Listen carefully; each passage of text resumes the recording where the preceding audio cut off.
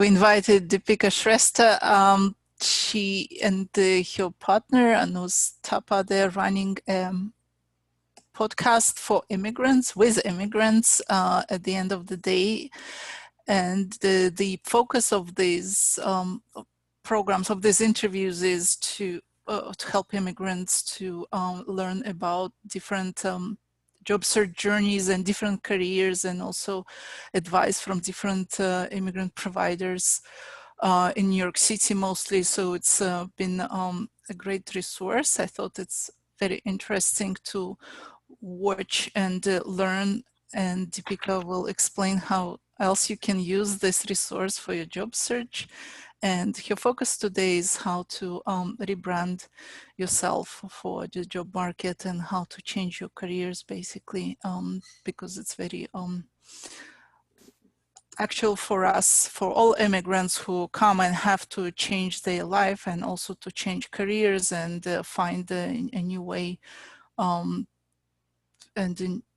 to search kind of alternative jobs and others. So Dipika, floor is yours, and maybe you'll tell more a little bit about yourself first.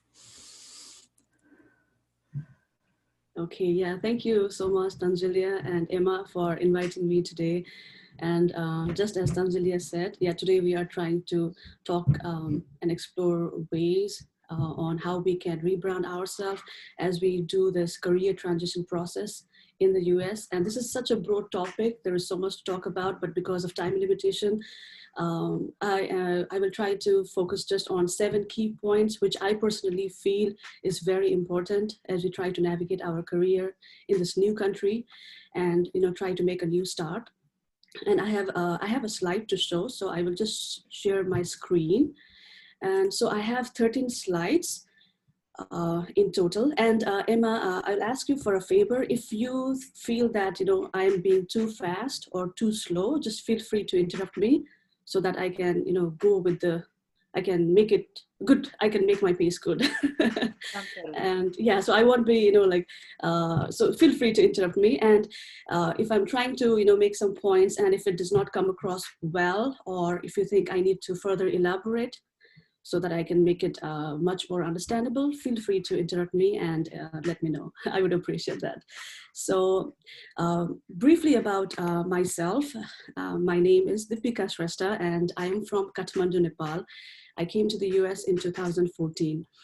So before coming to the US, I was working as a communications professional in this international nonprofit organization called BBC Media Action in Nepal. And the kind of projects that I was working on were communication projects on maternal health, and then communication projects on emergency communication, and communication projects on environmental changes. So I came to the US in 2014 along with my husband. And when I came here, the first job that I did was I worked as an assistant in a law firm that was owned and run by a Nepali attorney in Jackson Heights. And along with my day job there, what I did was I started exploring avenues and ways to expand my knowledge and expand my connection. So what I did was I started joining professional development classes at the English Speaking Union. That is where I learned about Tanjilia, and Tanjilia has always been so motivating and has been a mentor for me. And then at the same time, I also joined a couple of classes at the International Center and Upwardly Global. So especially at the English Speaking Union and Upwardly Global was where I learned the tools, tips, and tricks about shaping your resume and cover letter, and then learn skills of mock interviews. And then also, I was lucky that I got my mentors from the English Speaking Union who guided me as I worked on my, I always had a plan to do my second master's degree in the US. I wanted to do a master's of international affairs in the US. So during this preparation process, as I worked on my college application, as I worked on my TOEFL preparation and my GRE preparation, I was fortunate that the teachers that I found at the English Speaking Union, the mentors that I found at Upwardly Global offered to help me and work with me as I prepared for my university. So that was a boon. That was a blessing for me. So I graduated from my Master of International Affairs in December 2019. And along the way, in May 2018, I and my husband, we started a podcast, a weekly audio video podcast, and we called it At the End of the Day.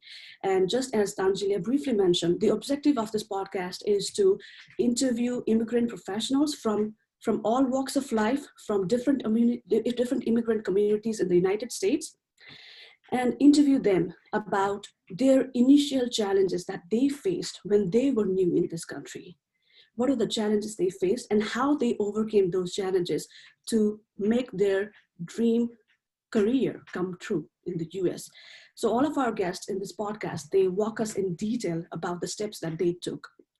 And so we have been doing that podcast, and currently I'm working as an advocate and a case manager in this nonprofit called Arab American Family Support Center, and I am based in the Manhattan Family Justice Center. So for all of you who want to, learn more about the immigrant professionals who we have interviewed in the podcast, all of these episodes are archived on the official website, which is podcastattheendoftheday.com. Plus, we have a video version as well. So if you just search Podcast at the End of the Day on YouTube or on iTunes or on Spotify or on any of your favorite podcast app, you should be able to trace us.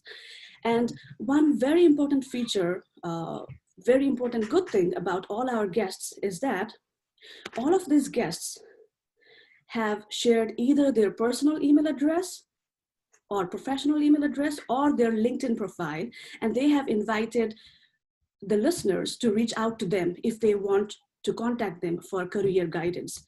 So if any of you, find guests whose professional line is in line with your desired career, and you want to reach out to them for further guidance, feel free to reach out to them.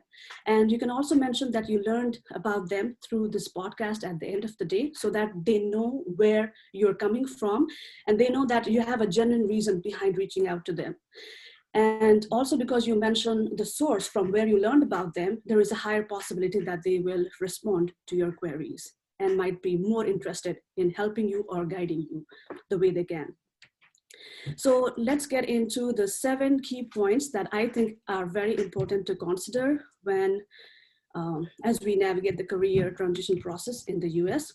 First thing I would say is, let's evaluate our academic credentials. No matter which country you come from, no matter what was your last academic degree back home, it is very important to reach out to an organization like World Education Services, which does the academic evaluation of your academic, academic certificates from back home. So if you already have a master's degree back home, if you already have a bachelor's degree back home, just, go onto their website, start an account, and then start the process of evaluating your academic credentials.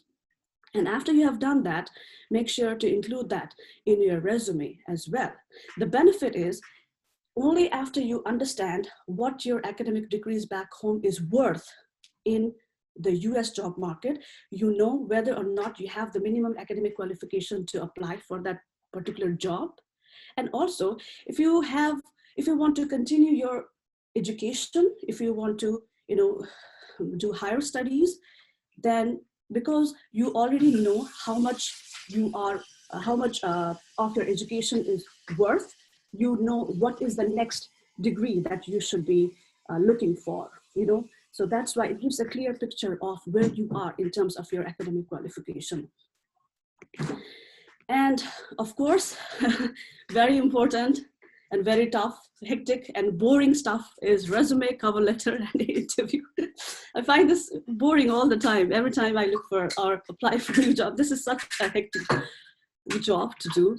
Tailoring your application is so important. We have to tailor our resume every time we apply to a job. We have to tailor our resume and cover letter as per the job description, so that it addresses the job that we are applying for.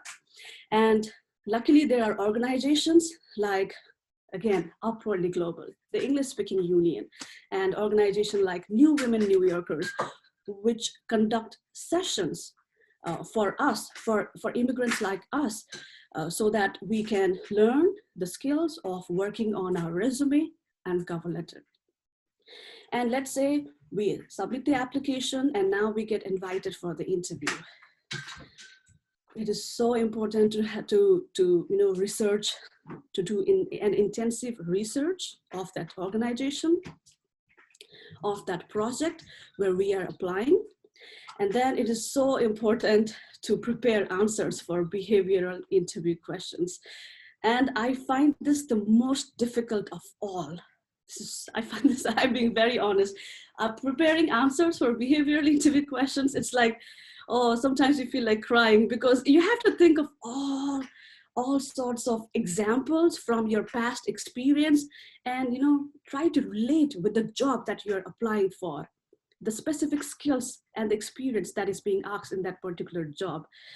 So you have to prepare well, and on Google, on YouTube, you can just look for the most common behavioral interview questions and then rehearse the answers following the star method.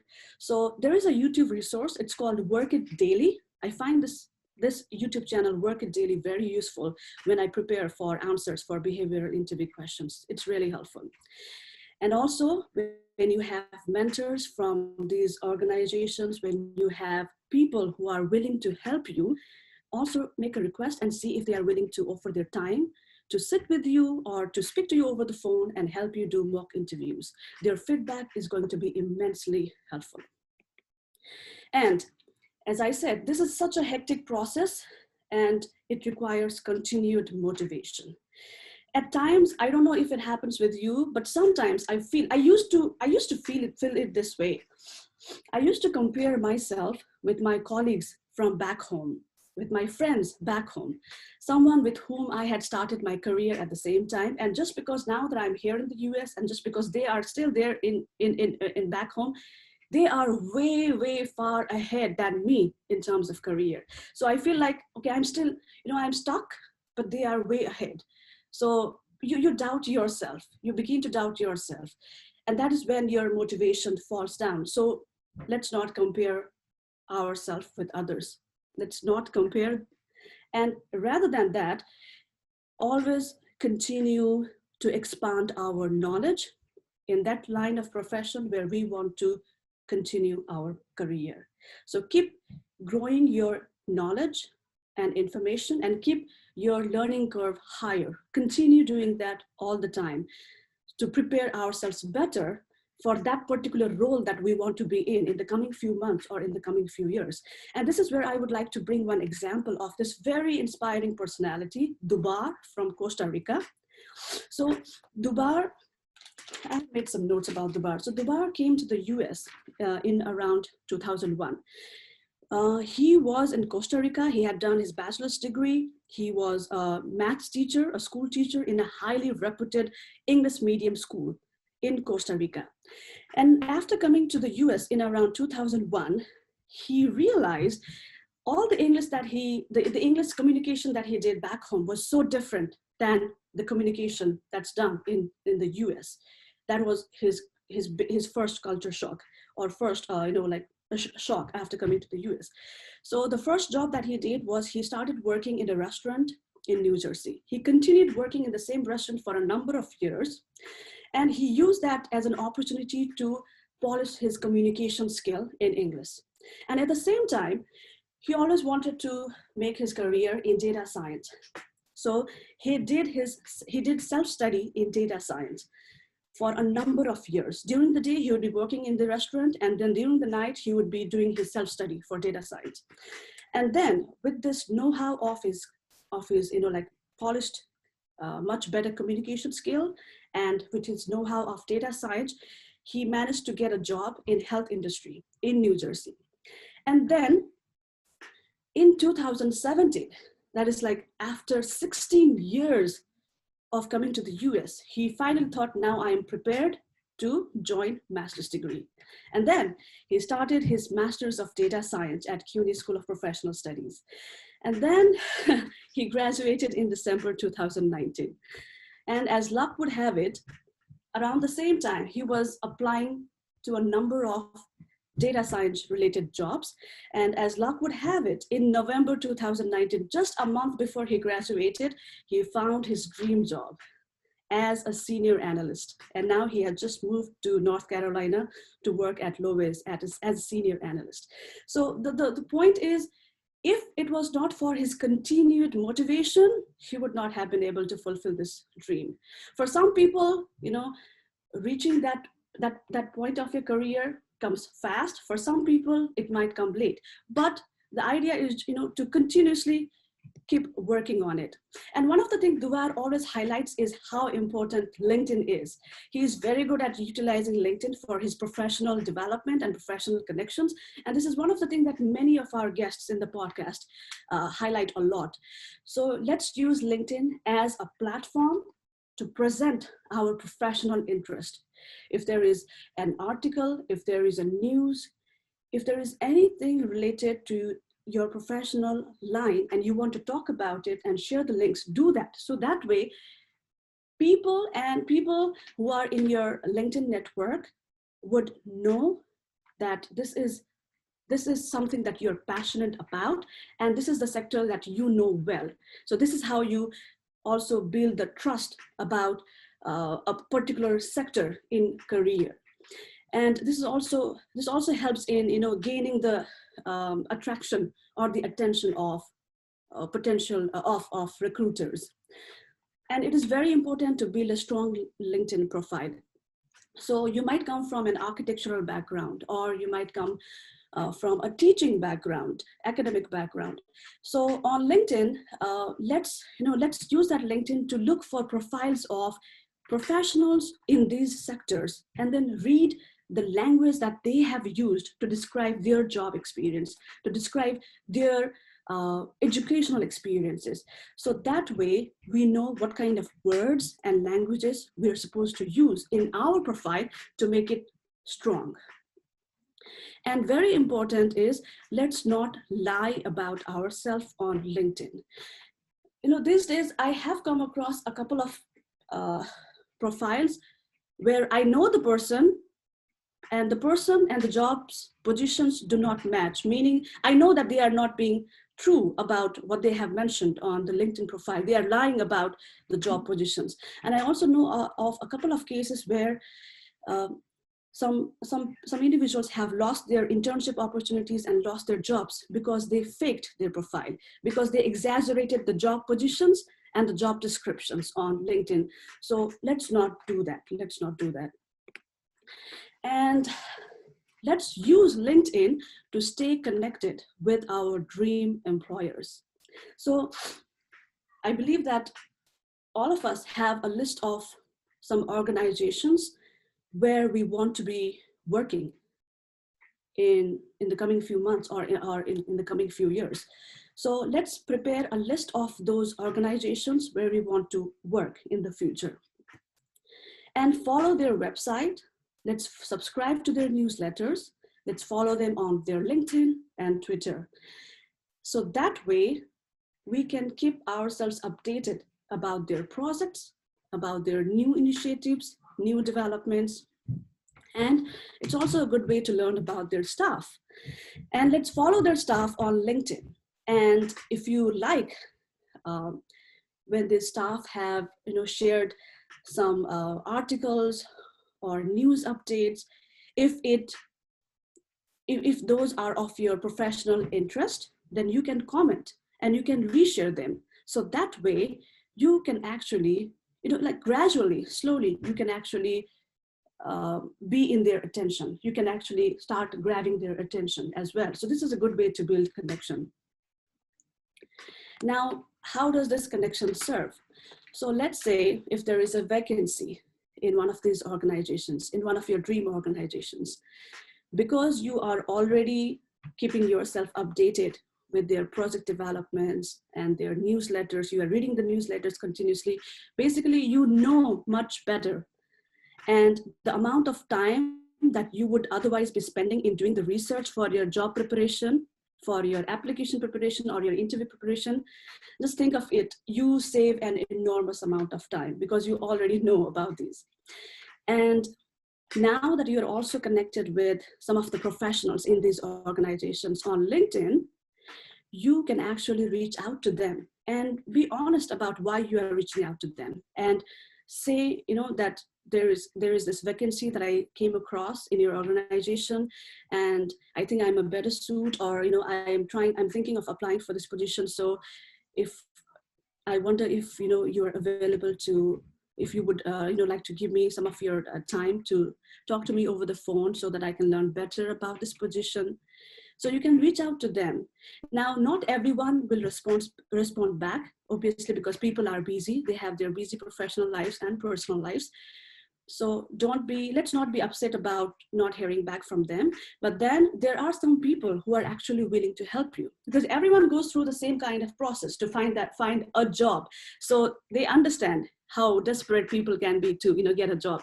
So some people, if they have the time, then they might be willing to talk to you over the phone. So let's use this opportunity to understand how we can make our application stand out. And then let's use this opportunity to ask them and see if they would be willing to flag our application to the hiring team. This works magic, because there might be hundreds of people who might be applying for the same job. And having someone within the organization to tell the hiring team that, okay, there is this so-and-so person who has also applied. So I would like to I would like to refer that candidate to you. So having someone say that is like having a shortcut key to the hiring team who can direct you towards the next step in the application process, in the hiring process. And my last point is the importance of volunteering and internship. Now, okay, let's say with the same list of dream organizations that we want to be in, if there is an opening for volunteering or internship opportunity, even for these opportunities, volunteering obviously would be unpaid, but even for a volunteering position, there might be hundreds of people who have applied for this position. And there might be several people who might have applied for the internship. So having someone already in the organization to flag your application would increase your chances of being called for the job interview, called for the volunteering opportunity interview. And just because it's volunteering or internship, let's not underjudge the importance and significance of volunteering. It might work really well, and it's actually a great way to get your foot in the door. So I would like to back this point with one example. So this is Chiring Gurung. She is from Nepal, and Chiring Gurung was working as a project officer at the British Council in Kathmandu, Nepal. So when she came to the USA in 2010, she started doing a survival job 5 days a week. And in the weekends, she started volunteering in a nonprofit organization called Adhikar. So she continued volunteering for 2 years. Again, volunteering is not paid, but then she invested her time in that. And also a note, she is a mother of a little boy. So she has a little boy to take care of as well. But she continued doing volunteering for nearly 2 years. And in this period of time, during all these networkings and community events and activities that was a part of her volunteering, she built strong connections with employees from not only Adhikar, but from a number of other nonprofit organizations as well. And gradually what happened was there was a job position open in this other nonprofit called Chaya Community Development Center. So one of the employees at Chaya told Chiring that they have an opening, and she thinks that Chiring would be a good candidate for this job. So she asked if she would be willing to apply for this job.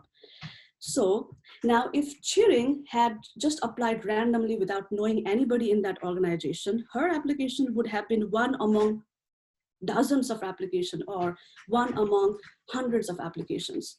And the hiring team might not even have got into her application. Whereas someone in China flagged her application to the hiring team and said that there is a woman by the name of Chiring Gurung who I have asked her to apply, and she makes a great candidate for this position. So that employee flagged her application, she got invited for the job interview, and then she got the job as an intake and data specialist. And then she got promoted to the position of economic development specialist. And fast forward to today, she is working as a business development manager and training coordinator in this organization called Business Center for New Americans, BCNA. So during this interview with Chiring, she credits her professional accomplishment in the US, in New York City, to her days of volunteering. And finally, towards the end, I would say, because we are immigrants, we speak more than one language. So this is a great blessing for us. And yes, our English might be weak, but we are continuously improving it. We do not have an option other than not to improve it. We are continuously improving it. And being multilingual, no matter which organization, no matter which company we go to work, the employers who hire us are actually, have to be lucky, because, and have to be glad and thankful, because we speak multilingual, because we speak more than one language, because we are multilingual, we are in a much better position to serve diverse clientele and diverse community, and make sure to mention all these languages that you speak on your resume as well. So finally, let's continue to be gentle to ourselves. The reason I say this is because at times we feel like, okay, I have spent so and so number of months or so and so number of years without being serious about my career growth. I wasted this amount of time and that amount of time. But I would say, let's not regret about what has already been lost. It's like, let's not regret about the train that we have missed, but rather be grateful that we are in the platform and we are ready to catch the next train that's coming towards our way. So, let's be gentle to ourselves. Let's not be very harsh on ourselves, and respect ourselves and give enough time to gradually progress with time. So having said that, I would say thank you so much for each of your time. And if you would like to reach out to me, my name is Dipika Shrestha, and I have my email address here. So you can reach out to me at my email address, which is my first name, last name, dipikashrestha2020@gmail.com. So thank you so much. Dipika, thank you so much for that presentation. And I'm so appreciative that you ended on the point of being gentle on ourselves, because searching for a job is so challenging, and then especially to do it in our second languages, ones that many of us are still actively learning, adds an entire new layer of challenge, and it takes so much stamina and perseverance. So I think that's an excellent ending tip. Let's turn it over to the group. Does anyone have any questions?